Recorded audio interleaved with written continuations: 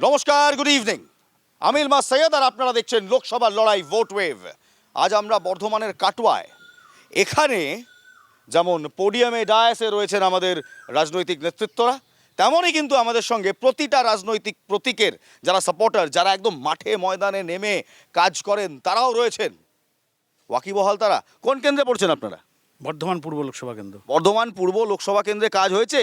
হ্যাঁ, কাজ হয়েছে না, কোনো কাজই হয়নি গত কয়েক বছর। হ্যাঁ না এর মাঝখানে গন্ডগোল হয়ে যাচ্ছে। এবার এখানেই প্রশ্ন, রাজনীতি হয়েছে নাকি কাজ হয়েছে?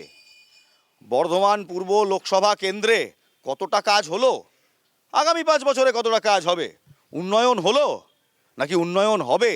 এখানে বেকার যারা যুবক, তারা চাকরি পেল? শিল্প এলো? শিল্প আনার জন্য কেন্দ্র রাজ্য কে কি করলো, আজ এই নিয়ে আলোচনা হবে। যারা আছে পরিচয় করে নিই।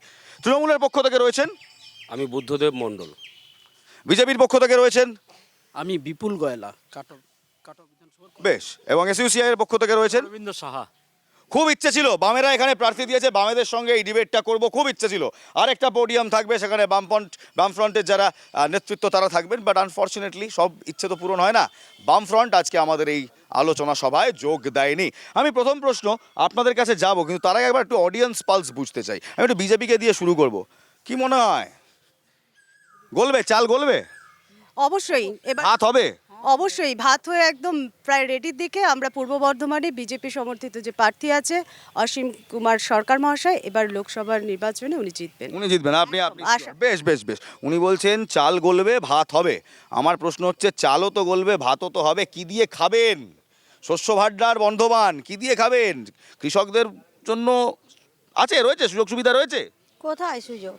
জোরে। হ্যাঁ, আজকে আজকে আপনারা দেখে থাকবেন যে কৃষকরা দিল্লির পথে, যে কৃষকরা দেখেছেন আজকে তারা দীর্ঘদিন আন্দোলন করেছে। কৃষকদের যে সার, বীজ, কীটনাশক এবং কালোবাজারি হচ্ছে, যেগুলো কারা দায়ী, কারা? যারা কেন্দ্র এবং রাজ্য সরকারে যারা মানে দায়িত্বে আছে সরকার, তারাই মূলত দায়ী এখানে। কেন্দ্র রাজ্য সবাই যারা রয়েছে তারা দায়ী। আচ্ছা, কেন্দ্র সরকার কিভাবে কৃষক আন্দোলনটা হ্যান্ডেল করলেন দেখেছেন তো?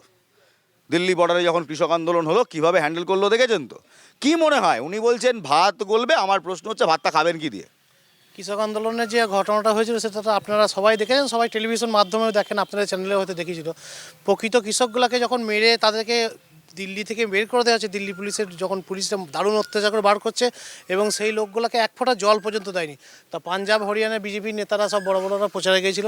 তো ওই কৃষকগুলো প্রশ্ন করেছিল, গ্রামে আপনাদের ঢুকতে দেবো, প্রথম কথা। আমাদের জলটুকু সেদিনকে দেননি কেন?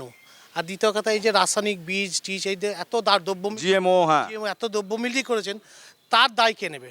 বেশ বেশ বেশ। আজ এই প্রশ্ন দিয়ে অডিয়েন্স পালস বুঝলাম একটাই কারণে, বর্ধমান গোটা বাংলার শস্য ভাণ্ডার। এই বর্ধমানের কৃষকরা কি পেল? আদৌ কিছু পেল নাকি সবটাই লবডঙ্কা? কি করলেন দাদা কৃষকদের জন্য বলুন তো? দেখুন, কেন্দ্রের কৃষি বিরোধী সরকার। আমরা দেখেছি যখন বর্ডারে কৃষকরা আন্দোলন করছেন, ঠিক আছে, বর্ডার সেই কৃষকদেরকে আটকানোর জন্য রাস্তায় 2 ফুট 2.5 ফুট উঁচু উঁচু গজাল পেতে দেওয়া হয়েছিল।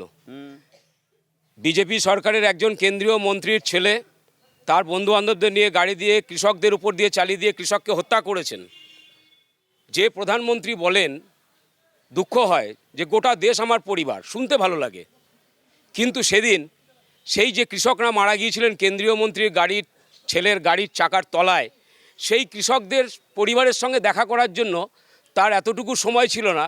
কিন্তু সেই একই দিনে আমরা অবাক বিস্ময়ে দেখেছি মুকেশ আম্বানির নাতির শরীর খারাপ হয়ে হসপিটালে ভর্তি ছিল, তিনি দেখা করতে গিয়েছিলেন। উনি বলছেন লখিমপুর খেরির ঘটনা, লখিমপুর খেরির ঘটনাতে আমি আসবো, কিন্তু তার আগে কৃষক আন্দোলনে প্রায় 700 জন কৃষক মারা গিয়েছে, এটা পরিসংখ্যান বলছে। তারা কৃষক না খালিস্তানি? কংগ্রেসের চূড়ান্ত একটা চক্রান্ত এটা, কি মানে এই গোটা কৃষক আন্দোলন কংগ্রেসের চক্রান্ত? একটা চক্রান্ত। আপনি একটা কথা বলুন, আপনি বলছেন চক্রান্ত, বেশ হতে পারে চক্রান্ত। আমার বক্তব্য হচ্ছে পাঞ্জাব থেকে এই গোটা ঘটনাটার সূত্রপাত, জানেন তো? পাঞ্জাবে আপনি যে সময়কালের কথা বলছেন, তখন তো আম আদমি পার্টির সরকার, আম আদমি পার্টির গভর্নমেন্ট। কংগ্রেস চক্রান্ত করলো কোথা থেকে? কেন্দ্রের যে সরকার আমাদের, সেই সরকার কৃষকদের উন্নয়নের লক্ষ্যে অসংখ্য সুযোগ সুবিধা দিয়েছে। যেমন কৃষকদের সম্মান নিধি যোজনা থেকে শুরু করে কৃষকদের কোনো ফসল নষ্ট হলে পরে তার যে সিকিউরিটি, সেই সিকিউরিটির জন্য যোজনা তৈরি করেছে। যন্ত্রপাতি কিনতে গেলে অসংখ্য যে বিভিন্ন যন্ত্র কিনবে তার জন্য কিন্তু বরাদ্দ রয়েছে বিভিন্ন বেশ বেশ আমার প্রশ্ন হচ্ছে, কেন্দ্র তো এত কিছু করেছে, আপনারা বলছেন আমরাও দিচ্ছি কৃষক সাথী হ্যান ত্যান, পাচ্ছে কজন? দেখুন, পশ্চিমবাংলায় মামাটি মানুষের সরকার, মাননীয় মুখ্যমন্ত্রী মমতা বন্দ্যোপাধ্যায়ের নেতৃত্বে যে জনগণের সরকার চলছে, সেই সরকারের যতগুলো প্রকল্প আছে, 66টি জনকল্যাণমূলক প্রকল্প চলছে, সেই প্রত্যেকটি প্রকল্প যাতে আমাদের দলীয় কর্মীরা বেছে বেছে রাজনীতিকরণ না করে, তার জন্য মাননীয় মুখ্যমন্ত্রী দুয়ারে সরকার প্রকল্প এনেছেন। এবং এই দুয়ারে সরকার প্রকল্প ইউনেস্কো দ্বারা পাবলিক বলছে দুয়ারে দুর্নীতিও হচ্ছে, দুয়ারে সরকারের সঙ্গে দুয়ারে দুর্নীতিও হচ্ছে। আমার প্রশ্নটা ছিল, কৃষকদের জন্য আপনারা কৃষক সাথী এনেছেন, পাচ্ছে কজন? আমার মনে হতো যে আমাদের কাছে যে সমস্ত পরিসংখ্যান আছে তাতে যারাই এই প্রকল্পে অংশগ্রহণ করছেন, কারণ কৃষি যন্ত্রাংশ সরবরাহ এবং চাষিদেরকে নানানভাবে তাদের বীজ এবং অন্যান্য সহযোগিতা দিয়ে উপকৃত করার যে পরিকল্পনা এই সরকারে আছে পাচ্ছেন। পাশাপাশি আমাকে যেটা বলতে যদি দেন আমি বললি, সেটা হচ্ছে কেন্দ্রের যে সরকার তিনি বলেন যে তারা কৃষকদের ভালো চান। আজকে ট্রাক্টরের ওপর 28% জিএসটি, ক্ষেতে যে সমস্ত কীটনাশক ব্যবহার করা হয় ফসল ভালো রাখার জন্য তার উপর 18% জিএসটি, কৃষি বীজের ওপর 12% জিএসটি এবং কৃষি যন্ত্রপাতির উপর 28% জিএসটি লাগানোর পর কেন্দ্রে বিজেপি সরকার বলবে তারা কৃষকদের সহযোগী করেন, তারা কৃষক তাদের বন্ধু। আর মাননীয় মুখ্যমন্ত্রীর এই কৃষক সাথী প্রকল্পে প্রতি বছর কৃষক বন্ধুরা এমনিতেই সর্বনিম্ন 4,000 থেকে 10,000 টাকা পর্যন্ত পান জমির পরিমাণ অনুযায়ী, এবং বিভিন্ন সময় প্রাকৃতিক দুর্যোগে ফসল নষ্ট হলে তারও ক্ষতিপূরণ পেয়েছেন। এবং এখানে প্রাকৃতিক দুর্যোগে ফসল নষ্ট হলে ক্ষতিপূরণ পেয়েছেন। আনফরচুনেটলি ত্রিপল থেকে শুরু করে একাধিক ত্রাণ সামগ্রী নিয়ে দুর্নীতি হয়েছে আপনাদের জামানায়, আপনাদের ওপরই আঙুল উঠেছে। আসবো সেই প্রশ্নে আসবো, কিন্তু এসইউসিআই এর কাছে একটা প্রশ্ন আছে, এরাও বলছে করছি ওরাও বলছে করছি, তাহলে কৃষকরা কিছু পাচ্ছে না কেন? প্রথম কথা হচ্ছে যে দুটো বক্তব্য এখানে শুনলাম, যে দিল্লির যে কৃষক আন্দোলনটা গড়ে উঠেছিল, কেন্দ্রের বিজেপি সরকার যে 3টে কৃষি নীতি এনেছিল, আইন এনেছিল, কৃষকরা পর্যালোচনা করে দেখেছিল এবং যারা কৃষক আন্দোলন করে, যারা কৃষক আন্দোলনের সঙ্গে থাকে, তারাও পর্যালোচনা করে দেখেছিলেন যে বাস্তবে এই 3টি কৃষি আইন যদি কার্যকরী হয় এদেশের মধ্যে, তাহলে আমাদের দেশের কৃষকদের অবস্থা শোচনীয় হবে এবং টোটাল কৃষিজ উৎপাদন ব্যবস্থাটা আমাদের দেশের মালিক শ্রেণী, আম্বানি আদানির সাথেই চলে যাবে, তাদের সারা মালিক আমাদের, হ্যাঁ টোটালটাই চলে যাবে। আগে বানালো, আমরা তো বানাইনি না, আইন যেটা 3টে কেন্দ্রে বিজেপি সরকার যে কৃষি আইন এনেছিল, এই আইন 3টে যদি কার্যকরী হয়, এই আইন 3টেকে যদি আইন তো আর নেই, আপনি তো ভুলে যাচ্ছেন যে আইনগুলোকে তো আবার এনারাই আবার রিভ্যালভ করলেন। আপনি বলছেন যদি সবই আসবো, আপনি বলছেন যে সব কিছু কৃষকদের স্বার্থে করা হচ্ছে, 3টে আইনও কৃষকদের স্বার্থেই ছিল, তাহলে আবার ফেরত নিলেন কেন? ফেরত নেওয়া হয়েছে যখন দেখা গেল যে কৃষকদের যে তাদেরকে বোঝাতে আরও সময় লাগবে, সেই জন্য আপাতত ফেরত নেওয়া হয়েছে। তারপর ফেরত নেওয়ার পর এতদিনে বুঝিয়েছেন, একবারও বোঝাতে গেছেন? অবশ্যই সেটা তারা বুঝছে, তারা নিশ্চয়ই বুঝবে এবং আবার কৃষক আইন আনবেন? অবশ্যই আমরা আবার কৃষক আইন আনবো। আর কৃষকরা বলছে এবার কৃষক আইন আনলে পিটিয়ে ছাতু বানিয়ে দেবো। পিটিয়ে ছাতু আনবে এই ধরনের বার্তা যারা দেয়, অশোক টিকায়েত কৃষক নেতা বলছেন দেশের গণতন্ত্র মেনে চলে না, এটাই তার প্রমাণ। এবার এখানেই আমার বক্তব্য, যারা আন্দোলন করছে নিজেদের হকের জন্য তারা গণতন্ত্র মানছে না, এ কি কথা? ভারতবর্ষের সংসদীয় গণতন্ত্রকে গলা টিপে টিপে যদি কেউ হত্যা করে থাকেন, তাই 10 বছরের নরেন্দ্র মোদী, অমিত শাহ নেতৃত্বাধীন বিজেপি সরকার। আপনারা গণতন্ত্র হত্যা করছেন না? পশ্চিমবাংলায় কোথাও, বিরোধীরা তো বলবেই, কিন্তু পশ্চিমবাংলায় বিগত 12 বছর ধরে মমতা ব্যানার্জির নেতৃত্বে যে সরকার চলছে, তার কোথাও গণতন্ত্রকে হত্যা করানো হয়নি। 34 বছরের বাম জমানায় যে গণতন্ত্র ভুলুণ্ঠিত হয়েছিল, মমতা ব্যানার্জি তা পুনরুদ্ধার করে। কি বলছেন? এত যদি ভালো কাজ হয়ে থাকে তাহলে আধার লিঙ্ক যখন করলো 2.5 কোটি কেন জব কার্ড, ভুয়ো জব কার্ড বেরোলো, সেটা বলে ভুয়ো জব কার্ড। বিজেপি যে নেত্রী বলছে, এক মিনিট বিজেপি যে নেত্রী বলছে সন্দেশখালীতে কি হয়েছিল, ওই বিজেপির নেত্রী বিজেপির নামই রেপ কেস করেছিল, জিজ্ঞাসা করুন। জিজ্ঞাসা করুন মণিপুর। কথা কি হয়েছিল। মণিপুর তো আজও চলছে। মণিপুরে যখন আজকে এখনো আগুন জ্বলছে, সেখানে সরকার কোথায় দাঁড়িয়ে আছে? কেন্দ্র সরকার একবারও গেছেন ওইদিকে ধার দিয়ে? ঠিক কথা, মণিপুর কোথায়? সন্দেশখালীর মেয়েদের দিদি বলছে ওরা বহিরাগত, ওদের রীতিমতন সন্দেশখালীর যে স্থায়ী বাসিন্দা সেই বাড়ির বউদের পর্যন্ত বলছে বাজে ঘরের বাজে জায়গা থেকে এসছে, তা আগে নিজের ঘর দেখতে বলো তারপর। বলছি মণিপুরে কতদিন পর যেন প্রধানমন্ত্রী গিয়েছিলেন? ও জানি তো নি, সরি উনি যাননি, উনি এতটাই ব্যস্ত। কিন্তু দিদি এক মিনিট, সন্দেশখালীতেই বা মুখ্যমন্ত্রী কতদিন পর গেলেন? ও উনিও তো জাননি, মুখ্যমন্ত্রী যায়নি সন্দেশখালীতে, মুখ্যমন্ত্রী যায়নি, কারণ মুখ্যমন্ত্রী যদি ওখানে যায় মুখ্যমন্ত্রী মুখ পুড়ে যাবে, মুখ্যমন্ত্রীর ভাইপো যেতে পারেনি। বলছেন মুখ্যমন্ত্রী সন্দেশখালী যাননি কারণ মুখ পুড়ে যাবে। আচ্ছা ঠিক, এই কারণে কি প্রধানমন্ত্রী গেলেন না মণিপুরে? না, সন্দেশখালীটা ডেফিনেটলি, একদম ওই জন্য উনি যাননি। হ্যাঁ সন্দেশখালী ডেফিনেটলি আজকে যেটা হয়েছে সেটা সাজানো ঘটনা, বিজেপি চক্রান্ত ছাড়া আর কিছুই নয়। কিন্তু বিজেপির চক্রান্ত। বলছি যে রিজওয়ানুর রহমানের যে কাণ্ড ঘটেছিল তখন অভিযুক্ত ছিল অশোক টোডি। আজকে সেই অশোক টোডি কি হয়েছে, তৃণমূলের বিজনেস যে কমিটি আছে তার চেয়ারম্যান হয়ে বসে রয়েছে। আবার কি কথা বলবো? হায় কপাল, অশোক টোডি। জাস্টিস গাঙ্গুলি, অভিজিৎ গাঙ্গুলি, জাস্টিস গাঙ্গুলি কাদের প্রার্থী? অভিজিৎ গাঙ্গুলি কাদের প্রার্থী? দয়া করে এগুলো অ্যাটলিস্ট এখানে বলতে আসবেন। এ কি জাস্টিস গাঙ্গুলি ওদের তো দেবো, আপনি বলুন না জাস্টিস গাঙ্গুলি কি হলো? গাঙ্গুলি কি হয়েছে? জাস্টিস গাঙ্গুলি প্রতীক সততার হয়ে লড়ছে, সততার প্রতীক সততার হয়ে লড়ছে। জাস্টিস গাঙ্গুলি সততার প্রতীক, সততার হয়ে লড়ছে। বলছি কৃষকদের ব্যাপারে যে প্রসঙ্গটা তুললেন, আমাদের ওই কেন্দ্রে যেতে হবে না, আমাদের কাটোয়ার এনটিপিসির 700 একর জমি ওখানে দখল করে আছে। কোথায়? আমাদের এই শ্রীখণ্ডে, সেই শ্রীখণ্ডে আছে, ঠিক আছে। এই পশ্চিমবঙ্গের সরকার সেটাকে কৃষি জমির উপরে কি, তার জন্য কি ব্যবস্থা নিয়েছে? আপনারা কৃষকদের জমি দখল করে নিচ্ছেন, আবার সিঙ্গুর টিঙ্গুর করছিলেন নাকি আপনারা? তাই কৃষকের জমি দখল করা হয়েছে। এই যে বলছে এনটিপিসির জমি, যারা প্রতিপক্ষ বন্ধু তারা কোনো খবর রাখেন না।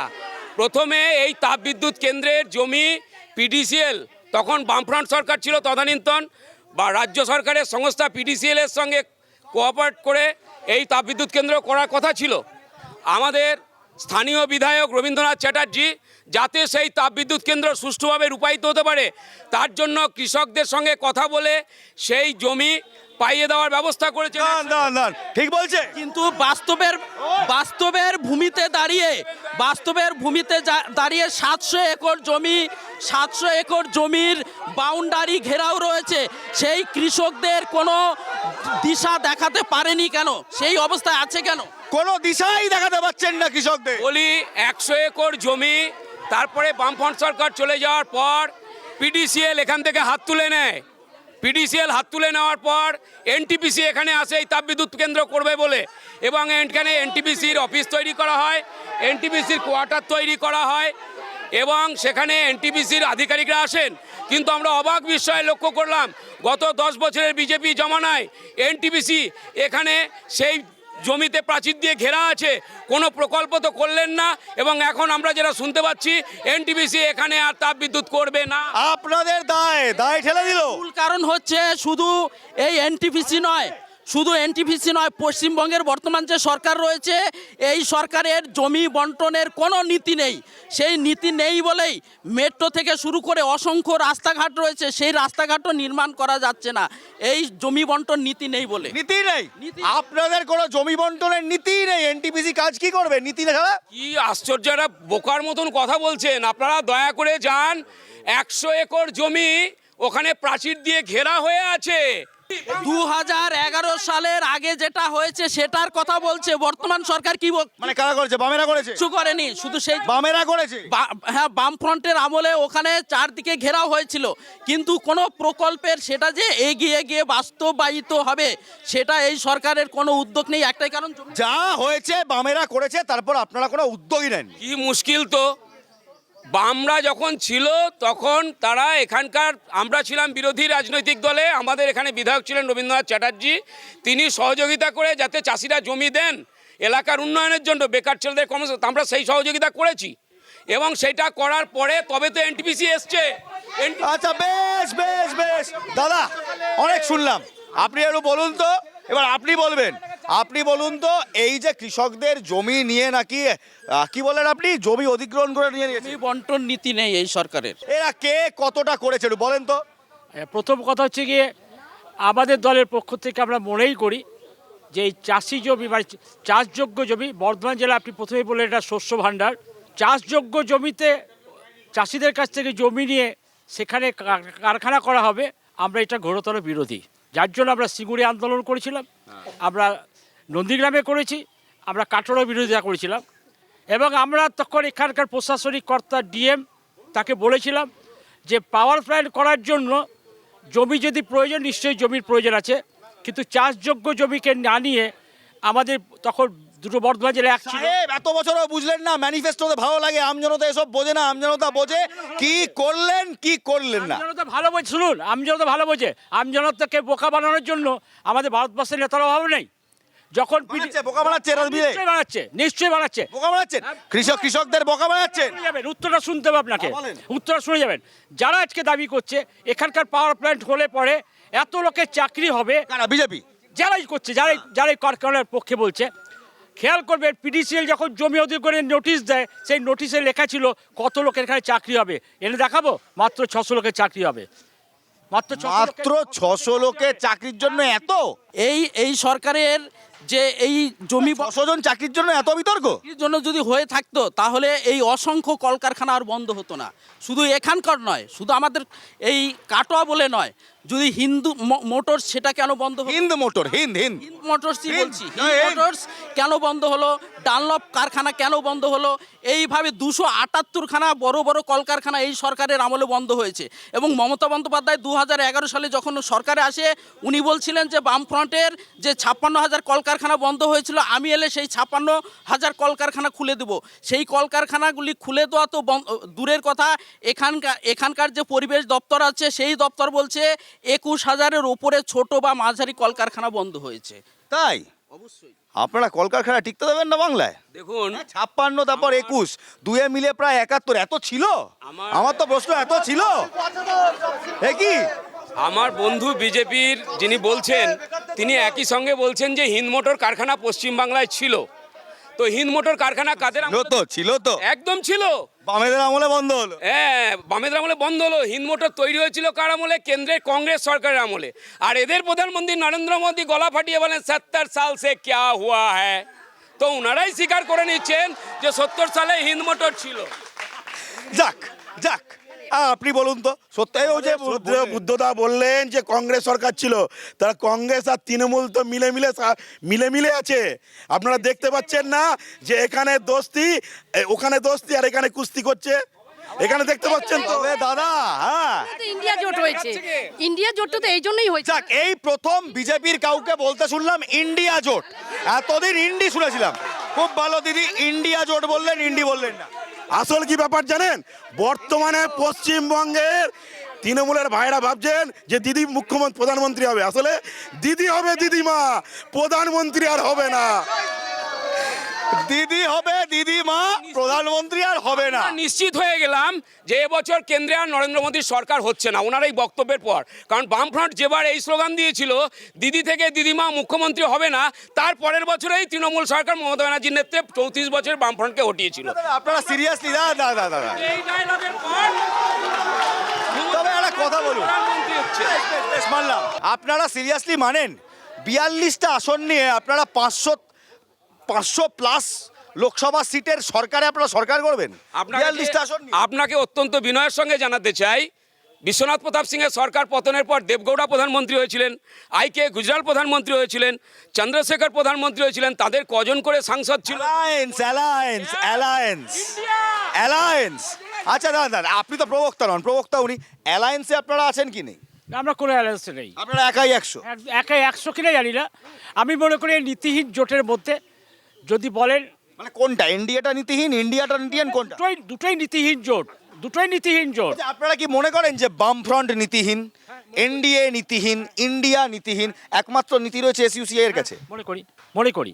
সেই নীতিটা কি শুনবো আজ? হ্যাঁ, নীতিটা যদি আমি এক কথা উত্তর দিই, যে সমস্ত রাজনৈতিক দল বিভিন্ন জোটে আজকে নির্বাচনে প্রতিদ্বন্দ্বিতা করেছে, এরা কেউ কিন্তু প্রথম রাজনৈতিক দল নয়, এরা কেউ ক্ষমতায় আসীন আছে, এবং অতীতে কেউ ক্ষমতায় ছিল আর কি, ফলে তাদের অতীতের কার্যকলাপ দেখে এবং বর্তমানে যারা রাজ্যে কিংবা কেন্দ্রে ক্ষমতায় আছে তাদের কার্যকলাপ দেখে আমাদের মনে হয় না যে এই জোটের মধ্য দিয়ে সাধারণ গরিব খেটে খাওয়া মানুষের জীবনের যে মৌলিক সমস্যা, যে একটা নির্বাচিত সরকারের কাছে মানুষ আশা করে অন্ন, বস্ত্র, বাসস্থান, শিক্ষা, চিকিৎসা, একটা গণতান্ত্রিক দেশে 5টা অধিকার প্রত্যেকটা নাগরিকের আছে। আজ পর্যন্ত কোনো একটা রাজনৈতিক দল বলতে পারে না যারা ক্ষমতায় আছে এবং যারা ক্ষমতায় যাওয়ার জন্য লড়াই করছে তারা স্বাধীনতা 77 বছর পরে মানুষের এই মৌলিক যে 5টা দাবি, সেই 5টা দাবি আজকে মেটাতে পারিনি। যদি মেটাতে পারতো তাহলে ভারতবর্ষে আজকে অনাহারে মানুষ মারা যেত না। দেখুন, হয়তো ছোট দল, হয়তো আপনাদের মতো দেশের বৃহত্তম, বিশ্বের বৃহত্তম দল নয়, যে কথাগুলো বললেন সেই কথাগুলো একেবারে আমজনতার হকের কথা বললেন। রুটি কাপড়া মাকান। আমরা ওয়েট করছিলাম বিজেপির পক্ষ থেকে এই নির্বাচনে লোকসভার ইস্যুতে এই ইস্যুগুলো উঠবে, উঠলই না। উঠলো কি? উঠলো দুর্নীতি। বাংলায় 42টা আসনে আপনাদের একটাই নারা, সে হচ্ছে দুর্নীতি। দুর্নীতির বাইরে কি? কারণ হচ্ছে আমাদের ভারতবর্ষের যত রাজনৈতিক দল আছে, যেমন যে সিপিএম তারা বলে যে তাদের কমিউনিজম হচ্ছে হলো বাদ, জাতীয় কংগ্রেস বলে যে ন্যাশনালিজম এদের বাদ, আমরা বিজেপি বলি যে একাত্ম মানববাদ বা হিন্দুইজম আমাদের বাদ, ঠিক আছে। কিন্তু ভারতবর্ষে বা পশ্চিমবঙ্গের প্রেক্ষাপটে এই তৃণমূলের কোন ইজম রয়েছে, বাদ রয়েছে, কোন তৃণমূল বন্ধু বলতে পারবে এখানে? কথা বলেন, আপনি বলছেন দুর্নীতি কারণ, আপনি বলছেন আদর্শ নেই, আপনি বলছেন দুর্নীতি কারণ বাংলায় দুর্নীতি হচ্ছে, আবাসে দুর্নীতি হচ্ছে, 100 দিনের কাজে দুর্নীতি হচ্ছে। এবার জিনিসটা হচ্ছে উত্তরপ্রদেশে জব কার্ড নিয়ে বিজেপির এগেনস্টে দুর্নীতির অভিযোগ রয়েছে, মধ্যপ্রদেশে আবাস যোজনা নিয়ে বিজেপির এগেনস্টে, শিবরাজ চৌহানের এগেনস্টে দুর্নীতির অভিযোগ রয়েছে। আচ্ছা, আস্তে আস্তে আস্তে উত্তরপ্রদেশে এক মিনিট রেড্ডি ব্রাদার্সের এগেনস্টে দুর্নীতি রয়েছে। আরে এক সেকেন্ড পড়তে হবে। আরেকটা হচ্ছে কোভিডের সময়, যে কোভিডের সময় ভ্যাকসিনের কথা আপনারা বলেন, খোদ বিজেপি নেতা তিনি বলছেন সিএম ইয়েদিউরাপ্পা কোভিডের সময় কর্ণাটকে দুর্নীতি করেছেন। এতেও ক্ষান্ত হতে পারতাম। প্রধানমন্ত্রী নরেন্দ্র মোদী এসে বললেন মহারাষ্ট্রের অজিত পাওয়ার কারাপ্টেড। যেদিন বললেন তার 3 দিনের মধ্যে গঠবন্ধন সরকার হলো, অজিত পাওয়ার বিজেপি লেড গঠবন্ধন সরকারের ফাইন্যান্স মিনিস্টার হয়ে গেলেন। ব্যাপারটা কি বলুন তো? ঠিক আছে, যদি বিরোধী দলদের আপনারা করলে ঠিক আছে, তাহলে হাইকোর্ট রয়েছে, সুপ্রিম কোর্ট রয়েছে, তারা তদন্তের জন্য তাদেরকে দায়িত্ব দিয়ে করুক, ক্ষমতা যদি থাকে। যদি এ ধরনের কোনো দুর্নীতি ভারতবর্ষের বিজেপি সরকার আজ পর্যন্ত কোনো দিন যুক্ত হতো, তাহলে বিরোধী দল কি তাদেরকে ধরে?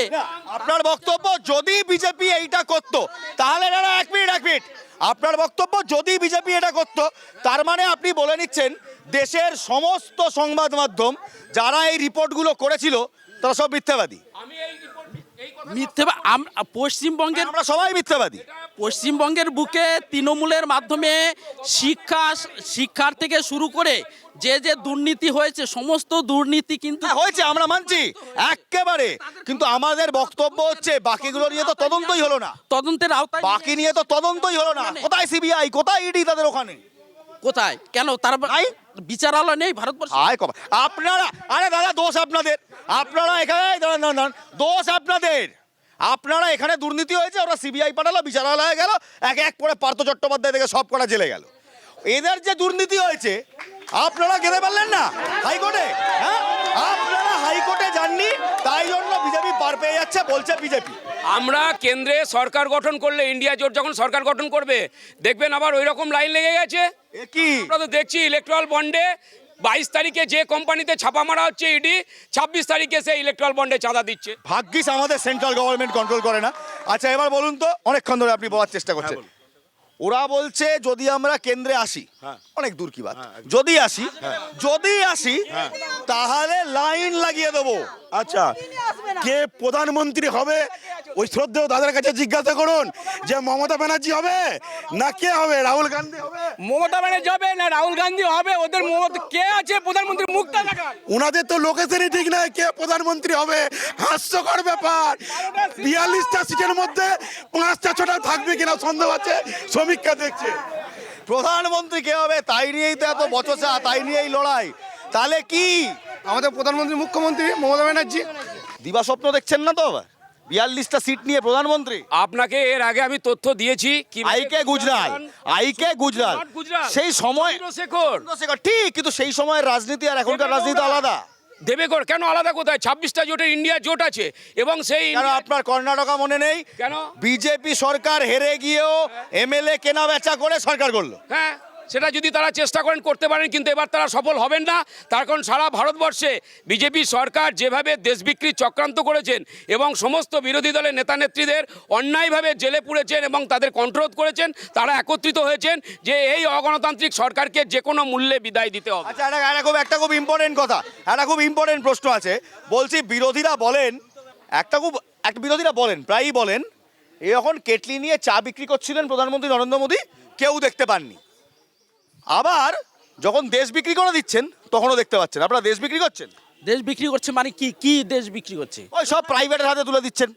প্রাইভেট যদি একটা দেশের উন্নতির লক্ষ্যে, বিশ্বের যত উন্নত দেশ রয়েছে, ঠিক আছে, সেই উন্নত দেশের ক্ষেত্রে দেখুন, সেখানে যখন দেখা যাচ্ছে যে কোনো সরকারি একটা সংস্থা, মানে সরকার ফেল, প্রাইভেট পাস, না সরকারি একটা সংস্থা, সেখানে রাজ্যের কোষাগার ভেঙে সেই টাকাটা এলআইসিতে রাজ্য কোথা থেকে আসে? টাকাটা লোকসানের দিকে যাচ্ছে। আমরা কি আমাদের দেশের উন্নতির দিকে আমরা এগোবো না? আমরা উন্নতির স্বার্থে যেখানে সরকারি ক্ষেত্র রেখে দিতে হবে, অবশ্যই সেখানে সরকারি ক্ষেত্র থাকবে, আর যেখানে বেসরকারিকরণ করতে হবে সেখানে অবশ্যই বেসরকারি। না, এবার আমার বক্তব্য আছে। আপনি বলছেন যে এক মিনিট আপনি বলছেন কোনো সরকারি এজেন্সি কিংবা কোনো সরকারি সংস্থাকে সরকার চালাতে পারছে না, তাই প্রাইভেটের দিকে দিচ্ছি। আমার দুটো প্রশ্ন, দিতেই পারেন।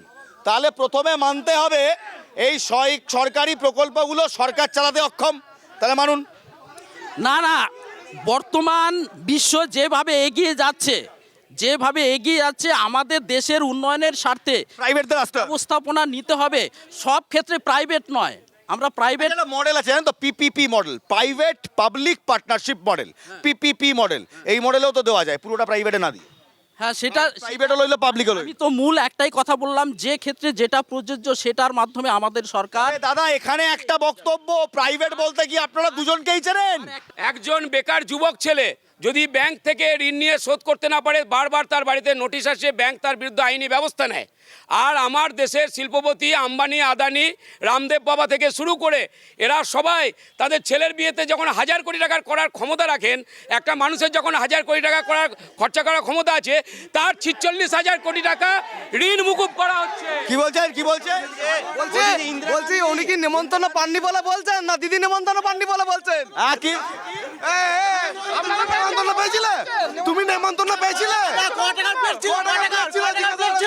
বীরুভাই আম্বানির সাথে ইন্দিরা গান্ধী ডিনার করতো। বীরুভাই আম্বানির সাথে ইন্দিরা গান্ধী ডিনার করতো, সেই ছবিও আছে, দেখবেন মিডিয়াতে। আমি একটা কথা বলি, সবাই আস্তে প্রত্যেকে জিও রিচার্জ করি তো, আপনিও করেন বোধহয়। কি জিও রিচার্জ করেন তো? তাহলে আমি নিজেও জিও রিচার্জ করি। তা আম্বানি প্রতি মাসে আপনার কাছে অগ্রিম টাকা নিয়ে রিচার্জটা করে দেয়। তা আম্বানি যখন আপনাকে টাওয়ার দেয় না, কই মিজিবিকে বলেন না তো টাওয়ার টেন দাও, আমার নেটওয়ার্ক টেন দাও, এটা আপনাকে ছোট্ট দাঁড়ান আগে বলতে দিন। তাহলে এইভাবে যদি বিদেশি গোষ্ঠীর কাছে আপনার ওই দাদা যেটা বলছিল, পাবলিক সেক্টরে বড় হতে দিয়েছি, এইভাবে যদি নিজেদের মাথাগুলো বিক্রি করে দেন, আপনার বাবার কাছেও আপনি কোনোদিন মাথা তুলে দাঁড়াতে পারবেন। আমাদের মাননীয় মুখ্যমন্ত্রী মমতা বন্দ্যোপাধ্যায় এই আদানি, এই জিন্দাল এদেরকে ডাকছে, শিল্প সম্মেলন করছে, কোন শিল্প কিন্তু হচ্ছে না, চেষ্টা করছে। ইলেকট্রিক বিল দেখছেন তো কোথায় গিয়ে দাঁড়িয়েছে, চিন্তা করুন। পশ্চিমবঙ্গে প্রত্যেকটা অঙ্গরাজ্যের থেকে পশ্চিমবঙ্গে বিদ্যুতের বিল পার ইউনিট কত বেড়েছে চিন্তা করুন, জিজ্ঞাসা করুন ওই তৃণমূলের বন্ধুদেরকে। পেট্রোলটাকে আপনি ফ্রিতে পান না গ্যাসটা ফ্রিতে পান? পেট্রোলটা ফ্রিতে পান, অবশ্যই পান। উজ্জ্বলা যোজনা 3 মাস ফ্রি পেয়েছি। আমার সঙ্গে আমার দুই প্রতিনিধি রয়েছে, তৃণমূল এবং বিজেপি এবং এসইউসিআই এর যারা রয়েছেন, তাদের কাছ থেকে জানতে চাইবো কেন্দ্র এবং রাজ্য সরকার আমজনতার জন্য বিনা পয়সায় কিংবা একদম স্বল্প মূল্যে কি প্রকল্প দিলেন, আর কি প্রকল্পের সুযোগ সত্যি কেউ না কেউ পেলো, একটু জানতে চাইবো। দীপঙ্কর, আচ্ছা, রাজ্য সরকার আপনাদের বিনা পয়সায় কি দিচ্ছে? রেশন দিচ্ছে। রাজ্য সরকার বিনা পয়সায় রেশন দিচ্ছে। রাজ্য সরকার কি দিচ্ছে আপনাদের? আমি নিজে একজন স্টুডেন্ট, আমি একদম প্রথম থেকে শুরু করি। আমি যখন ক্লাস 4-এ পড়ি তখন থেকে শুরু হচ্ছে ড্রেসের টাকা, ব্যাগ, জুতো হলো। তারপর ক্লাস 8 থেকে শুরু হচ্ছে কন্যাশ্রী। কন্যাশ্রীর ফার্স্টে আমরা 1000 টাকা করে পাই, তারপর 25,000 টাকা পাচ্ছি। সেটাও হলো। তারপরে যখন আমরা কলেজে যাচ্ছি, কলেজে যখন আমরা আফটার গ্র্যাজুয়েশন, তারপর আমরা K2 ফর্ম ফিল আপ করছি এবং বিয়ের সময়তেও আমরা রূপশ্রী পাচ্ছি। আমি একজন নিজে মহিলা হয়ে এ রাজ্যে আমি সুরক্ষিত এবং মমতা ব্যানার্জির জন্যই কিন্তু আজকে আমরা এখানে আছি। রাজ্য সরকার জন্ম থেকে মৃত্যু পর্যন্ত সমস্তটাই আপনার পাশে আছে। ওই যে আমার মনে হয় এসইউসিআর ভদ্রলোক বলছিলেন যে 5টা মৌলিক অধিকার কোনো রাজ্য সরকার গণতান্ত্রিক পদ্ধতিতে রাজ্য সরকারের প্রতিষ্ঠিত হয়ে দেয় না। জন্ম থেকে মৃত্যু পর্যন্ত রাজ্য সরকার প্রকল্প দিচ্ছে। রক্তিমা, জেনে নাও কেন্দ্রীয় সরকার কি কি প্রকল্প দিচ্ছে। রাজ্য তো বলছে তারা বিভিন্ন ধরনের প্রকল্পের সুযোগ সুবিধা দিচ্ছে, কেন্দ্র কি কি সুবিধা পাচ্ছেন আপনারা? আমি বলি, আমার এই ভাই বলল যে জন্ম থেকে মৃত্যু অবধি সব রাজ্য সরকার দিচ্ছে। আমি তা একটু হেয়ালি করে বলে দিচ্ছি যে জন্মিলে শিশু সাথী, খিদে পেলে খাদ্য সাথী, হ্যাঁ স্কুলেতে সবুজ সাথী বলছে তো, আর চাকরি চাইলে পিছনে লাথি। বর্তমান সরকারের তাই তো অবস্থা। কন্যাশ্রী পাচ্ছেন? কন্যাশ্রী পাচ্ছেন? কন্যাশ্রী পাচ্ছেন? আমরা কন্যাশ্রী পাই না, আমরা নিই না কন্যাশ্রী। আমাদের কেন্দ্র থেকে কন্যাশ্রী বলতে সুকন্যা যোজনা বের করেছে, যে ছোট বাচ্চাদের দেওয়ার জন্য সুকন্যা যোজনা বের হয়েছে। তাহলে সেই সুকন্যা যোজনাটা কেন্দ্রের। বেটি বাঁচাও বেটি পড়াও, এটা হচ্ছে কন্যাশ্রী। খাদ্য সাথী 2 টাকা কেজি চাল গেল কোথায় জিজ্ঞাসা করুন। দুয়ারে রেশনটা দিচ্ছে, এই রেশনটা কার? পরিবার পিছু 5 কেজি চাল আর যে আটাটা দেওয়া হচ্ছে, এটা কোথা থেকে পাচ্ছে? এটা আমাদের মাননীয় মুখ্যমন্ত্রী মমতা বন্দ্যোপাধ্যায়। কেন্দ্রের প্রকল্পই তাহলে রাজ্য সরকার অন্য নামে দিচ্ছে? একদম কেন্দ্রের সমস্ত প্রকল্প রাজ্য নিজের নামে করে চালাচ্ছে, সবকিছু আবাস যোজনা, বাংলা যোজনা নামে চালাচ্ছে। আমি একটু এসইউসিআই যারা প্রতিনিধিরা রয়েছেন তাদের কাছে যাব, একটুখানি এসইউসিআই প্রতিনিধিরা রয়েছেন। আমি দীপঙ্কর একটুখানি তোমাকে বলবো যে এসইউসিআই যে প্রতিনিধিরা রয়েছেন তাদের কাছে একটু শুনতে। কেন্দ্রীয় সরকারের সমস্ত প্রকল্প নাম ভারিয়েছে রাজ্য সরকার, কি বলবেন? প্রথম কথা হচ্ছে যে উনি যেটা বলছিলেন যে রেশনের টাকা নাকি কেন্দ্র সরকার দেয়। আপনারা হয়তো জানেন যে বিগত 3 বছরে 10 কোটি 15 লক্ষ টাকা 10,000 কোটি টাকা কোনো রেশনে যে বরাদ্দ করেছে সেখান থেকে দেয় না। মাননীয় মুখ্যমন্ত্রী তার নিজস্ব ভাণ্ডার থেকে, নিজস্ব দপ্তর থেকে রেশন প্রকল্প চালু করেছে এবং রেশনের টাকা রাজ্য সরকার প্রকৃত পুরোটাই নিজে দেয়, যদিও কেন্দ্রীয় সরকারের দেওয়া উচিত ছিল। দ্বিতীয় কথা হচ্ছে উনি যেটা বললেন, আপনাকে আমার ধন্যবাদ, আপনি বিজেপি কর্মী হয়েও পশ্চিমবঙ্গ সরকারের সুনাম করলেন, 5টা প্রকল্প পশ্চিমবঙ্গ সরকার দেয় সেটা বললেন। তারপরে বললেন চাকরি পায় না, সেটা আলাদা। আপনাদের 2 কোটি বছরের চাকরি ইন্টু ক বছর রাজত্ব করতে, এখন অত চাকরি হলে হয়তো ভারত অত সন্তানও জন্মাতো না। আপনারা যা চাকরি দেওয়ার প্রতিশ্রুতি দিয়েছিলেন। আজকে আপনি ওয়েস্ট বেঙ্গলে দাঁড়িয়ে দেখুন, কলকাতা পুলিশ থেকে শুরু করে WPP থেকে শুরু করে প্রত্যেকটা প্রতি বছরে 2 বার করে রিকোয়ারমেন্ট হচ্ছে। আর আজকে অগ্নিবীর সেটাকে ওটা কন্ট্রাকচুয়াল করে দাঁড়িয়েছে। আজকে ব্যাংক, রেল সমস্ত পরীক্ষা, RPF এর কোনো রিকোয়ারমেন্ট নেই, 6 বছর ধরে কোনো রিকোয়ারমেন্ট নেই, 6 বছর কোনো রিকোয়ারমেন্ট নেই। এবং রেলের জন্য সবটাকে বেসরকারিকরণ কারা করেছে? কেন্দ্র সরকার করেছে। ইলমাজ, আমাদের নিয়ম মেনে আমরা পূর্ব বর্ধমান কেন্দ্রে ফিরে আসি। পূর্ব বর্ধমান কেন্দ্রে এবারের প্রার্থী কবি অসীম সরকার, তিনি বিজেপির প্রার্থী এবং তৃণমূলের প্রার্থী হয়েছেন ডক্টর শর্মিলা সরকার।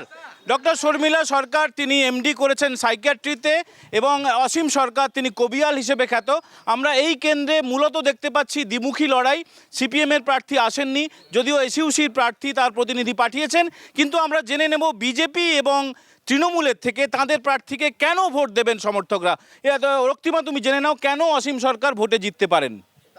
হ্যাঁ দেখো, একদমই এই প্রসঙ্গে আসবো। আপনারা বলছেন কেন্দ্রীয় সরকার বিভিন্ন প্রকল্প করছে, রাজ্য বলছে যে রাজ্য দিচ্ছে যা দিচ্ছে, কিন্তু প্রকল্প তো হচ্ছে, নিয়োগ কোথায়, কাজ কোথায়, কি বলবেন? নিয়োগ পশ্চিমবঙ্গে কোনো নিয়োগ নেই। আপনারা দেখেছেন যে গত 3 দিন আগে যে হাইকোর্ট কি রায় দিয়েছে, 26,000 ছেলে বেকার হয়ে গেছে। তারা কি খাবে তারা চিন্তা করছে এবং সুদে আসলে টাকাটা শোধ দিতে হবে। মুখ্যমন্ত্রী আমাদের পশ্চিমবঙ্গ শিক্ষা পর্ষদ আমাদের কেন্দ্রীয় প্রকল্পগুলো তৃণমূল সরকার পয়সার বিনিময়ে নিজেদের কর্মীদের দিচ্ছে, নাহলে পাবলিক দিচ্ছে পয়সার বিনিময়ে টাকা। খোঁজ নিয়ে দেখুক তৃণমূল। আমি বললাম এত বড় কথা যে এখানে অনেক শ্রদ্ধেয় নেতা আছে এবং যাদের বক্তব্য শুনে আমরা বড় হয়েছি, যেমন বুদ্ধদেব মণ্ডল রয়েছে, সেও জানে যে তৃণমূল কত বড় দুর্নীতিবাজ দল। সে তো সেদিন তৃণমূলে এলো কংগ্রেসের থেকে। এখানে এসইউসিআই যারা আছে জিজ্ঞেস করবো, ওনারা বিজেপি তৃণমূল দুজনেই বলছে 2 সরকার বিভিন্ন প্রকল্প করেছে, কিন্তু সবথেকে বড় প্রশ্ন আজকের দিনে যে চাকরি কোথায়, চাকরির কই, নিয়োগ কই, কি বলবেন? আজকে সবচেয়ে যেটা মানে ট্র্যাজেডি আমাদের ভারতবর্ষের পার্লামেন্ট সংসদীয় ব্যবস্থাতে, 52 সাল থেকে আজ পর্যন্ত ভারতবর্ষে প্রচুর নির্বাচন হয়েছে। এবং প্রত্যেকটা নির্বাচনে বিভিন্ন রাজনৈতিক দল তাদের যে রঙের পতাকাই হোক না কেন, লাল নীল সবুজ হলুদ, তারা সকলেই কিন্তু প্রতিশ্রুতি দিয়ে যাচ্ছেন এবং প্রতিবারই প্রশ্ন উঠছে যে এই দল এই করবে, ওই দল ওই করবে। এত বছর ধরে হলো না কেন, এই প্রশ্নটাকে জনগণও করেন না এবং তারা যা পাচ্ছেন সে যে দলই দিক না কেন সেটা পেয়েই তারা সন্তুষ্ট থাকছেন। একদমই। ইলমাজ, তুমি শুনলে এখানে তৃণমূল, বিজেপি এবং এসোসিয়ের কথা, এবং তাদের যেটা বক্তব্য যে এতদিন ধরে তো বিভিন্ন প্রকল্প হচ্ছে, কিন্তু চাকরি কোথায়? প্রত্যেক সরকারই বলছে হচ্ছে, হবে। একেবারে দীপঙ্কর চাকরি কোথায়? কারণ অ্যাবাউট 26,000 26,000 লোকের চাকরি গেছে হাইকোর্টের নির্দেশে। এইটা নিয়ে বর্ধমানের কিচ্ছু বলার নেই কি? নিশ্চয়ই বলার আছে, শুনতে চাইবো। একদমই। দেখো, পূর্ব বর্ধমান লোকসভা কেন্দ্রে যে 7টি বিধানসভা রয়েছে, 7টি বিধানসভাতেই কিন্তু তৃণমূল এগিয়ে আছে।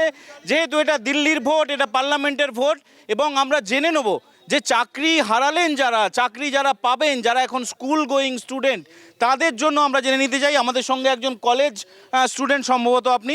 চাকরি যারা হারালেন এবং যারা চাকরি পাবেন, সেই দিশা কি আপনারা দেখাতে পাচ্ছেন? হ্যাঁ, মাননীয় মুখ্যমন্ত্রী মমতা ব্যানার্জি তিনি বলেছেন যে তিনি আমাদের পাশে রয়েছেন। ইভেন আপনি যদি আর একটু খোঁজ নিয়ে দেখেন, এই যেটা সমস্যা যেটা হয়েছে, মানে যাদের চাকরি এখন মানে তাদেরকে মানে গেছেন বলে আপনারা বলছেন, তাদের কিন্তু তার আগে 2-3 মাস আগে একটা সাসপেনশন নোটিশ কিন্তু তারা ছিল। ইভেন যিনি আজকে হাইকোর্টে রায়টি দিয়েছেন তিনি আদৌ কতটা স্বচ্ছতা সেটা কিন্তু এখন আমরা সেটার আশাতেই তাকিয়ে আছি। কারণ আগে যিনি রায় দিয়েছিলেন সেই অভিজিৎ গাঙ্গুলি, তিনি কিন্তু আজকে সেই বিজেপির প্রার্থী হয়েছেন। তাই আমরা তো আদালতও তাহলে বিজেপি প্রভাব ফেলছে, আদালতেও প্রভাব ফেলছে। এখন যেটা অভিযোগ ওঠে, বিজেপি বিরোধীরা যারা, তারা অভিযোগ করেন যে বিভিন্ন যেগুলো সরকারি সংস্থা, নির্বাচন কমিশন, সেটাও নাকি কেন্দ্রীয় সরকার তারা আয়ত্তে নিয়ে এসছে, এমনকি আদালতও আয়ত্তে নিয়ে চলে এসছে। এটা কেন বলছেন আপনারা? এটা ভুল বলছে সম্পূর্ণ। আদালত কেন? আদালত তো তার নিজস্ব শক্তিতে চলবে। আদালত আমাদের সমাজ ব্যবস্থার একটা দর্পণ, সেখানে সমাজের যে সমস্ত ত্রুটিগুলো থাকবে সেগুলো আদালত বিচার বিবেচনা। আপনি তৃণমূল সমর্থক বলছেন যে কোনো রকমের প্রভাব নেই আদালতের উপরে? দিচ্ছেন আপনি নিজে বললে কি করে হবে? আদালতের কাজ হচ্ছে এইটা, কিন্তু আমরা অত্যন্ত লজ্জাজনকভাবে দেখছি যে আদালত তাদের রায়গুলো দিচ্ছেন অত্যন্ত ভিক্টিমাইজ হয়ে, এবং সেই রায় দ্বারা দিচ্ছেন তারা সমাজের একটা বড় জায়গায় আছে। তাহলে দেশ কি ডিকটেটরশিপের দিকে যাচ্ছে? দেশ কি উত্তর কোরিয়া হতে চলেছে? আমি তৃণমূলের সমর্থক জানতে চাই। দেখুন, মহামান্য আদালত যে রায়টা দিয়েছে, আমার দাদা যেটা বলছিল যে ঘটনা, যে আমরা প্রত্যেকে বিচার ব্যবস্থার প্রতি আশা রাখি, মহামান্য হাইকোর্টের প্রতি আশা রাখি, কিন্তু জাস্টিস গাঙ্গুলি যখন ছিলেন বিজেপিতে, যখন দাঁড়াননি, তো তিনি যখন যে রায়গুলো দিয়েছিলেন, সেই রায়গুলো আমরা সাধারণ লোক হিসাবে, আমি হয়তো তৃণমূল করে আমি হয়তো খারাপ ভাবছিলাম, জাস্টিস গাঙ্গুলিকে মারতে যাচ্ছিলাম, তার বিরুদ্ধে অনেক অনেক কথা বলেছি। আমার তখন মনে হয়েছে সারা বিভীষণ আমাকে অত্যাচার করছে, কিন্তু পরবর্তীকালে দেখলাম উনি বিভীষণ নন, উনি হচ্ছেন একদম পরিপূরক লোক, যাকে একদম নরেন্দ্র মোদী পাঠিয়েছিল যে আপনি এই রায়গুলো দেবেন, তবে আমি 26,000 ছেলে চাকরি খেতে পারবো। কি তাহলে ফ্যাসিবাদের দিকে যাচ্ছে? দেশ কি ডিকটেটরশিপের দিকে যাচ্ছে? ফ্যাসিবাদ হাইকোর্ট যে রায়টা দিয়েছিল, একবার ছাড়া 6বার হাইকোর্ট রায় দিয়েছিল, সুপ্রিম কোর্টকে পাঠিয়েছিল। সেই সুপ্রিম কোর্ট 6বার রিজেক্ট করে হাইকোর্টকে বলেছে যারা স্কুলের শিক্ষকতা করছে তাদের যোগ্য যারা আছে লিস্টটা দিন, যাদের অযোগ্য আছে তাদের লিস্টটা দিন। ওনারা দেন না, ওদের মানে শিক্ষামন্ত্রী ব্যর্থবশ স্বীকার করে নিয়েছে যে 5 থেকে 6,000 মতো অযোগ্য প্রার্থী আমাদের আছে, সেটা আমাদের বিবেচনা করে দেখতে হবে। কিন্তু স্যার তার সত্ত্বেও দেয় নাই। তৃণমূলের হারমাত বাহিনীর চোরদের জন্য যোগ্য যারা শিক্ষক তাদের পথে বসতে হচ্ছে। এর জবাব সুপ্রিম কোর্ট, হাইকোর্ট দুটো দিয়েছে। এই পার্টি ইমিডিয়েটলি পশ্চিমবঙ্গ থেকে উৎখাত করা দরকার। আপনারা আবার ক্ষমতায় এলে কি গোটা দেশটাকে পুরো নিয়ন্ত্রণ করবেন? নিয়ন্ত্রণ কি, যেরকম ভাবে সংবিধানে যা আছে সেই গণতান্ত্রিকভাবে চলবে। এটা নিয়ন্ত্রণ করার কি আছে? যে ক্ষমতায় বসবে তার গণতান্ত্রিক পদ্ধতি চলতে হবে। কিন্তু বিরোধীরা অভিযোগ করছে আপনারা পুরোটাই নিয়ন্ত্রণ করবেন। বলি, বিগত 10 বছর নরেন্দ্র মোদী ছিল, কোনো নিয়ন্ত্রণ করেছে? আজকে দেখুন, তৃতীয় বৃহত্তম দেশ হয়ে গেছে গোটা ভারতবর্ষ। কোথায় ছিল ভারতবর্ষ? অভিযোগ উঠছে নির্বাচন কমিশনকে আপনারা বিরোধীরা তো সমালোচনা করবে, মোদিজির সমালোচনাকে বেশি করে গুরুত্ব দেয়। অভিযোগ উঠছে আদালতকেও নিয়ন্ত্রণ করছে। মিথ্যা কথা। দেশের বিচার ব্যবস্থা কখনো ওই রকম বিকিয়ে যেতে পারে না। আমি আপনাদের কাছে এই বিষয়টা নিয়েই আসবো। যখন নিয়োগ নিয়ে আমি বলছি, এই মুহূর্তে নিয়োগ নিয়ে আপনি জানেন রাজ্য রাজনীতিতে অনেক উত্তাল হচ্ছে। নিয়োগ নিয়ে প্রথম অভিজিৎ গঙ্গোপাধ্যায় 5,000 জনের চাকরি বাতিলের নির্দেশ দিয়েছিলেন। সেটা আপনারা তৃণমূলের তরফ থেকে সেটা চ্যালেঞ্জ করা হয়, রাজ্য সরকারের তরফ থেকে চ্যালেঞ্জ করা হয়, সেটা হাইকোর্টে যায় এবং তারপর কিন্তু সেই রায় বহাল থাকে। তাহলে আপনারা কি করে বলছেন যে কোর্টও করাপ্টেড? কোর্ট করাপ্টেড মানে কোর্ট আইন ব্যবস্থাটাকে তো পুরো কিনে নিয়েছে সেন্ট্রাল গভর্নমেন্ট। না হলে যখন রাজ্যে যখন করছে, যখন রাজ্যে যখন আমাদের এই যে নিয়োগ নিয়ে বা হচ্ছে এই যে যেটা হচ্ছে বেরোলো শুভেন্দু অধিকারী, তার আগে কি করে বোম ফাটিয়ে দিল? শুভেন্দু কি করে বলতে পারে যে বোম ফাটবে? আগে থেকে কি করে? আমি তোমার কাছে সব থেকে বড় কথা, আজকে সবাই বলছেন যে সিবিআই এর তদন্ত চাইছেন, সিবিআই তদন্ত করছেন আর তথ্য দেবেন রাজ্য সরকার। তথ্য তো সিবিআই কে দেওয়া উচিত, ডেফিনেটলি তথ্য সিবিআই দেওয়া উচিত। সিবিআই তদন্ত করছে, তথ্য দেবে রাজ্য সরকার, সত্যি তো? কেন্দ্রীয় এজেন্সি তদন্ত করবে আর রাজ্য পুলিশ তথ্য দেবে। হ্যাঁ হ্যাঁ, আমরা দেখতেই তো পাচ্ছি যে যেখানে সিবিআই যাচ্ছে, ইডি যাচ্ছে, সেখানে তৃণমূলের নেতারা কি করছে? হারমাত বাহিনী নিয়ে মারধর করে দিচ্ছে, দেখছেন না? যে তারপরে যেখানে এনএসজি ঢুকছে সেখানে দেখছেন তো তৃণমূলের বাহিনীরা কিভাবে। আচ্ছা, এনএসজি সাধারণত কি দেখি, এনএসজি কোথায় যায়? এনএসজি গেছিল মুম্বাই অ্যাটাক্সে, যদি নেপাম পাওয়া যায়, আরডিএক্স পাওয়া যায়, সেখানে এনএসজি যায়। এবার আমরা দেখলাম পেটো বোমা পোড়াতে এনএসজি যাচ্ছে, মানে মশা মানতে কামান ডাকছেন। মুর্শিদাবাদে দেখছেন, মুর্শিদাবাদ, বসিরহাট, হ্যাঁ, এমনকি সন্দেশখালী বিদেশি অস্ত্র পাওয়া গেছে কত। আজকে দেখুন, আপনি দেখতে পাচ্ছেন একজন শাহজাহান কুখ্যাত ডাকাত বাংলাদেশি অস্ত্র পাওয়া যাচ্ছে, বিদেশি পাওয়া। সিবিআই বলছে আমেরিকান অস্ত্র, আপনি বলছেন বাংলাদেশি। বাংলাদেশের অস্ত্র আমেরিকারও পাওয়া যাচ্ছে, বাংলাদেশেরও পাওয়া যাচ্ছে। আমেরিকার ছিল, আমি জানতাম। আমেরিকান না বাংলাদেশি? বাংলাদেশি অস্ত্র এবং আমেরিকান অস্ত্র দুটোই অস্ত্র ছিল। পুলিশের রিভলভারটা গেল কি করে তৃণমূলের সরকার? খেতে জবাব দিক আগে। প্রথমে আমি একটা কথা বলি, যেটা এনএসজি যারা একটা কেন্দ্রীয় সংস্থা, এটা একমাত্র আমরা ছোটবেলা থেকে দেখেছি যে কোনো বড় ঘটনা যেমন 144 যেখানে হয়, যেখানে দেশদ্রোহিতা বা দেশের কোনো সম্পদ নষ্ট হচ্ছে, এইসব জায়গায় এনএসজি যায়। তো মণিপুর এত বড় জায়গা জ্বলছে আজকে কতদিন ধরে আপনারা জানেন? তাহলে আমার প্রথম মনে হয় মণিপুরে সেখানে এনএসজি নামানো, কমান্ডার নামানো উচিত ছিল। এটা তো আমাদের মৌলিক চিন্তা ভাবনার দিক থেকে। আচ্ছা, বেশ। বর্ধমানের খগড়াগড় জানেন কি হলো? সহজ কথা বলুন না। বর্ধমানের খাগড়াগড়ে কি হলো? আল কায়দা অব্দি লিঙ্ক চলে গেল। দেখুন, বর্ধমানে খাগড়াগড়ে যে ঘটনা ঘটেছিল তার তদন্ত কেন্দ্রীয় সরকার করেছে, এনআইএ করেছে, তার যা রেজাল্ট হয়েছে, যাদের পানিশমেন্ট হওয়ার হয়েছে। কিন্তু আজকে আমি বলতে চাই, মণিপুর তো ভারতবর্ষের বাইরে নয়। মণিপুরে 11 মাস ধরে 60,000 মানুষ ঘর ছাড়া, 26,000 শিশু বাংকারের নিচে আশ্রয় নিয়েছে, তাদের মিনিমাম খাবারটুকু পাচ্ছে না। কার্গিল যুদ্ধের যে মেজর জীবন দিয়ে দেশ রক্ষা করেছেন, তার স্ত্রীকে নগ্ন করে হাঁটানো হয়েছে প্রকাশ্য দিবালোকে। আমার দেশের প্রধানমন্ত্রী, রাষ্ট্রমন্ত্রীর মন কাঁদে। তাই কি হলো? মণিপুরে এনএসজি নামালেন না? যে সরকার বলে, মমতা কথায় কথায় বলে যে আমি সংখ্যালঘু দরদি, সেই বকটুয়ে জীবন্ত সংখ্যালঘু মহিলা মারা গেল, তারা বলছে সেই মণিপুরে যাচ্ছে। এ বাড়ির কাছে যে ঘটনা হয়েছে সেই ঘটনার কথা বলতে পারছে না। সন্দেশখালীতে কি হয়েছে, তাই এত দৃষ্টান্ত রয়েছে, তারা বলছে আবার মহিলাদের সুরক্ষার কথা। বকটুয়ে যাদের হাতে বকটুয়ের পর যে অনুব্রত মণ্ডল বললেন টিভি বাস্ট করেছিল, বিশ্বাস করুন আমি জানি, আমাদেরকেই বলেছিলেন সেই সময় সংবাদ মাধ্যমকে, টিভি বাস্ট করেছিল। সেই বকটুই যারা ঘটালো তারা বলছে আবার মণিপুর। দেখুন, বকটুয়ের ঘটনা যেটা ঘটানো হয়েছে তার সঙ্গে সঙ্গে সেখানে মুখ্যমন্ত্রী পৌঁছে গেছেন এবং পৌঁছে গিয়ে যাতে তদন্ত সহজভাবে হয়, সুষ্ঠুভাবে হয়, তার ব্যবস্থা গ্রহণ করেছেন এবং তার অপরাধীরা ধরা পড়েছে। কিন্তু মণিপুরের ক্ষেত্রে কেন মণিপুরের সেই ধর্ষিতা, নগ্ন এবং অভিশপ্ত মহিলারা কেন বিচার পাননি? প্রধানমন্ত্রী, স্বরাষ্ট্রমন্ত্রীর কেন সময় হয়নি একবার মণিপুরে যাওয়ার? আমারও একটা বক্তব্য আছে, বারুদের স্তূপে বাংলা বসে আছে, তখন মুখ্যমন্ত্রী কথা। যদি বারুদের স্তূপে বাংলা বসে থাকে, কেন্দ্রের সরকারের রিপোর্ট বলছে দেশের নিরাপদতম শহর হচ্ছে কলকাতা এবং বাংলার মহিলারা সব থেকে সুরক্ষিত। দেখুন, যদি বাংলা এতটাই আস্তে যদি বাংলা এতটাই অসুরক্ষিত হয়, এখানে যদি মহিলাদের সিকিউরিটি নাই থাকে, কেন্দ্র বারবার রিপোর্ট দিচ্ছে কেন? এটা যে কতটা নিরাপত্তাহীন কলকাতা তার বড় প্রমাণ হচ্ছে সিআইডি ছদ্মবেশধারী সিআইডি। আরে আপনারা কেন্দ্র থেকে রিপোর্ট দিচ্ছেন কেন? সিআইডি পাওয়া যাচ্ছে কলকাতায়। কি কে সেন্ট্রাল কোথায় রিপোর্ট দিলেন কেন? কোনোদিন কলকাতা দেয়নি সেন্ট্রাল কোনো রিপোর্ট দেয়নি। সেন্ট্রাল কোনো রিপোর্ট দেয়নি বলেছে। তাহলে তথ্য দেখিয়ে দিচ্ছি, ওনারা কোনো খবর রাখেন না। আপনার কাছে একটা খবর রাখি, গত পরশুদিনের রিপোর্ট এসছে সেন্ট্রাল গভর্নমেন্টের, ডবল ইঞ্জিন ধামাকা। বিজেপি কথায় কথায় বলে না ডবল ইঞ্জিন হলে গাড়ি ভালো চলবে। বেকারত্বের শীর্ষে ত্রিপুরা, কিভাবে? পশ্চিমবঙ্গে যেভাবে হাজার ছেলে মেয়ে ডুকরে ডুকরে কাচ্ছে, কলকাতার উপরে ধর্ণা দিচ্ছে, তারা আবার বলছে অন্য রাজ্যের কথা। আচ্ছা, আপনাদের যারা চাকরি প্রার্থী যারা ধর্ণা দিচ্ছে তাদের জন্য মন কাঁদে না? একদম কাঁদে, অবশ্যই কাঁদে। যখন মুখ্যমন্ত্রী চেষ্টা করছেন তাদেরকে কিভাবে চাকরিতে বহাল করা হয় যদি কোথাও ভুল ত্রুটি হয়ে থাকে, তখন দেখা যাচ্ছে এই অভিজিৎ গাঙ্গুলি, আজকে যিনি বিজেপির প্রার্থী, অভিজিৎ গাঙ্গুলি যিনি একসময় বিচারপতি ছিলেন, এসএসসি মামলার রায় দিয়েছিলেন, তিনি একজন মহিলার চাকরি খেয়েছিলেন তমলুকে। সেই মহিলার নাম শ্রাবন্তী বন্দ্যোপাধ্যায়। পরবর্তীকালে সেই মহিলা সুপ্রিম কোর্ট অর্ডারে এখন চাকরিতে বহাল আছেন। দাঁড়ান, এখানেই শেষ নয়। সেই মহিলার স্বামী দীপক দেব শর্মা এখন অভিজিৎ গাঙ্গুলি বিচারপতি থেকে বিজেপির প্রার্থী হয়েছেন, তার মুখ্য নির্বাচনী কারিগর হচ্ছেন সেই শ্রাবন্তী দেবীর স্বামী। বোঝা যাচ্ছে লিঙ্কটা কোথায় হচ্ছে।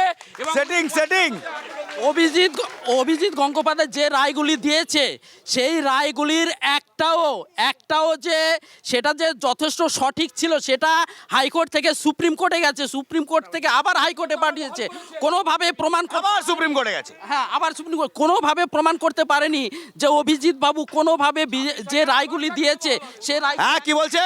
26,000 আবার চাকরিতে বহাল হবে, কারণ একই মামলায় রায় দিয়েছেন অভিজিৎ গাঙ্গুলি, শ্রাবন্তী দেবীর চাকরি গেছে, আবার তিনি সুপ্রিম কোর্টে গিয়ে যদি চাকরি পান ওই রায়টা ধরেই তো মুভ করা হবে এবং প্রেসিডেন্সে চাকরি আবার পাবে 26,000 লোক। আরে রাজ্য সরকারের শিক্ষামন্ত্রী তার বান্ধবীর খাটের তলায় কোটি কোটি টাকা পাওয়া যাচ্ছে, তারা এত বড় কথা কি করে বলে আমার মাথায়। তবে এটাও তো ঠিক, শিক্ষামন্ত্রীর বান্ধবীর খাটের তলায় কোটি কোটি টাকা।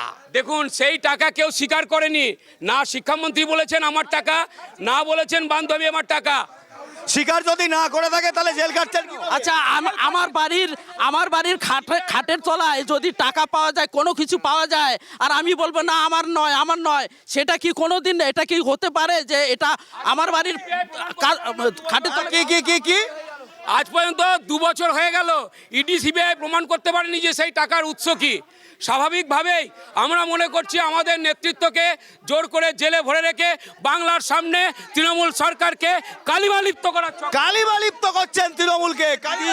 দিদির সব থেকে ফেভারিট ওয়ার্ড ছিল সিবিআই। যখন ক্ষমতায় উনি আসেন নাই, সিবিআই সব থেকে ভালো লাগতো, কথা বলতে সিবিআই চাই, কোথায় সিবিআই চাই।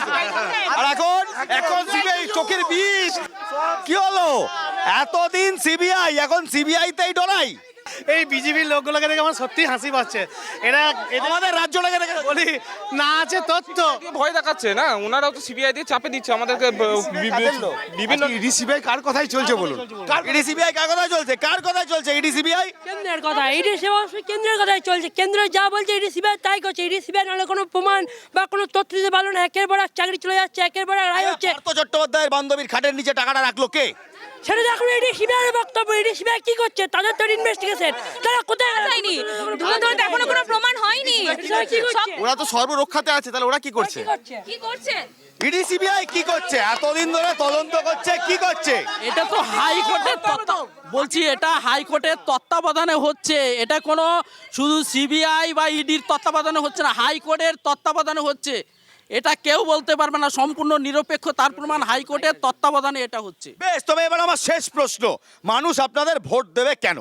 মানুষ ভোট দেবে বাংলার জনদরদি মামাটি মানুষের সরকার যা মমতা ব্যানার্জির নেতৃত্বে চলছে তার উন্নয়নমূলক প্রকল্পগুলি নিয়ে। আপনি খেয়াল করে দেখবেন যে বিজেপি যেখানে এই লোকসভা নির্বাচনে বাংলায় শুধুই তৃণমূল সরকারের এমপি এমএলএ এবং মন্ত্রীদেরকে কালিমালিপ্ত করে দুর্নীতির, কিন্তু তারা কি করবে আগামী দিনে?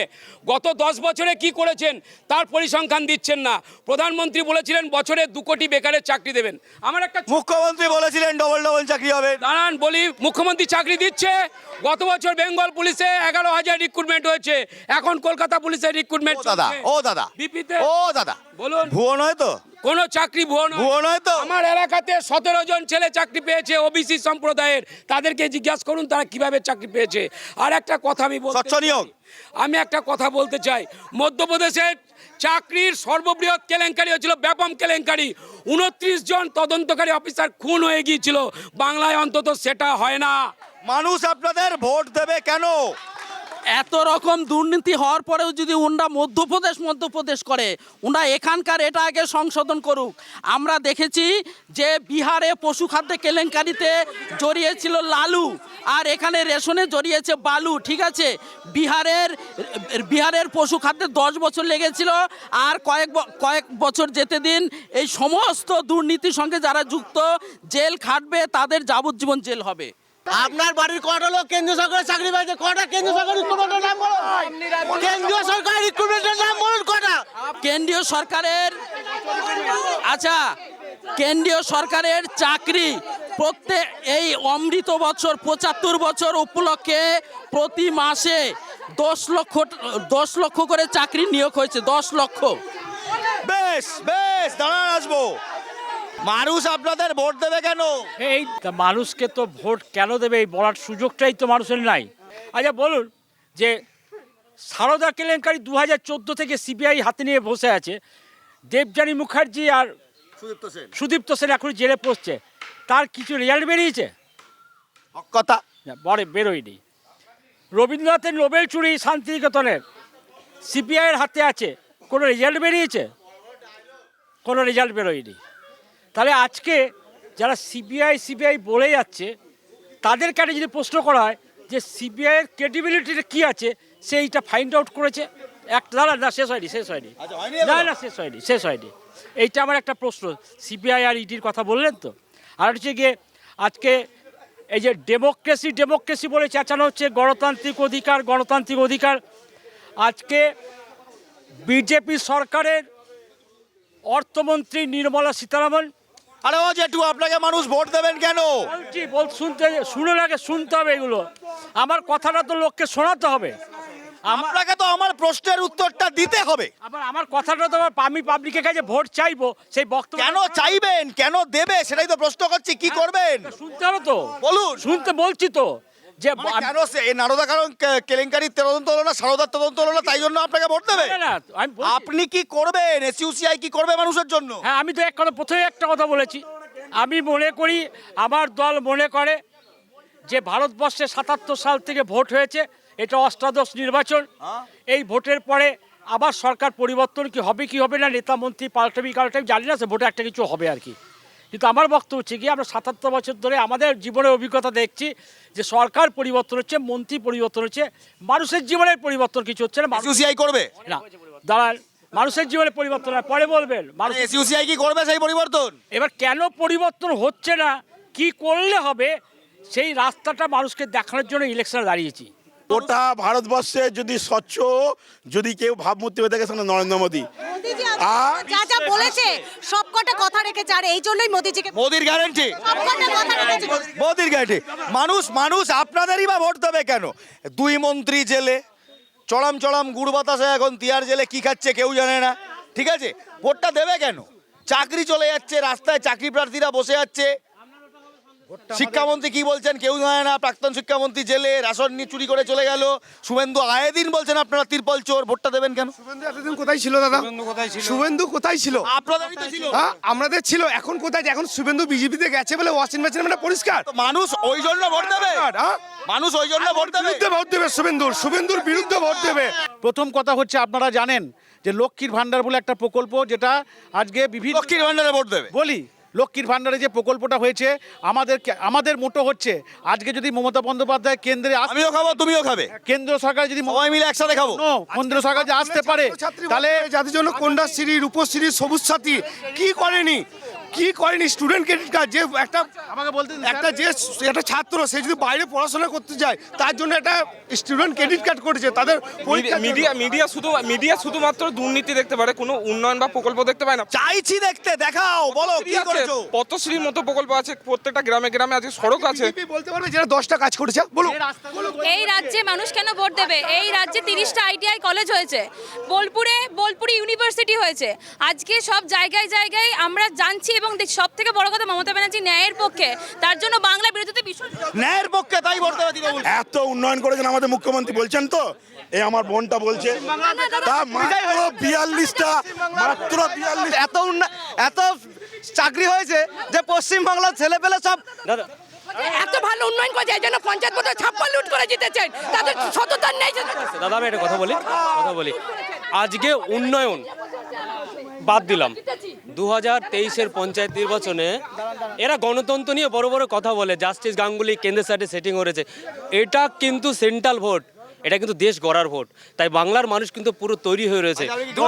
না না, আপনি গণতন্ত্র, হ্যাঁ গণতন্ত্র বলছেন। যেহেতু গণতন্ত্রকে নিয়ে বড় বড় কথা বলছে, 2023-এ আমরা যেভাবে প্রত্যেকটা পঞ্চায়েতে গণতন্ত্রকে হত্যা করেছে, সেটা কিন্তু বাংলার মানুষ পুরোপুরি প্রস্তুতি হয়েছে।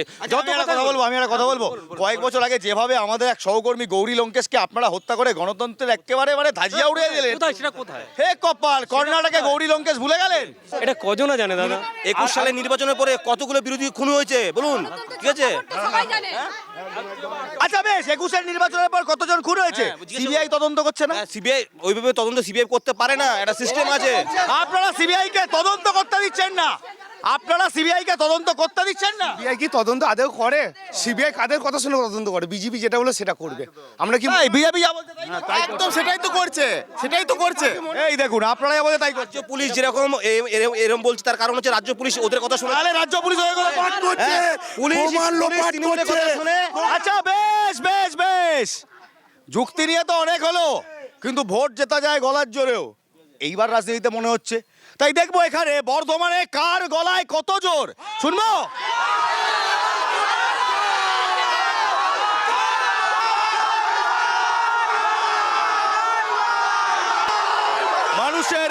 মানুষের ভিড়ে লোকসভার লড়াই জমে উঠছে।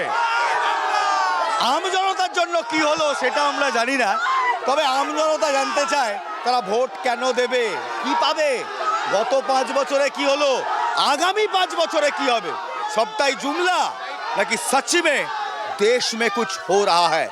আমার আপনার কথা বলছে কে? ভাবুন, ভেবে ভোট দিন। জয় হিন্দ।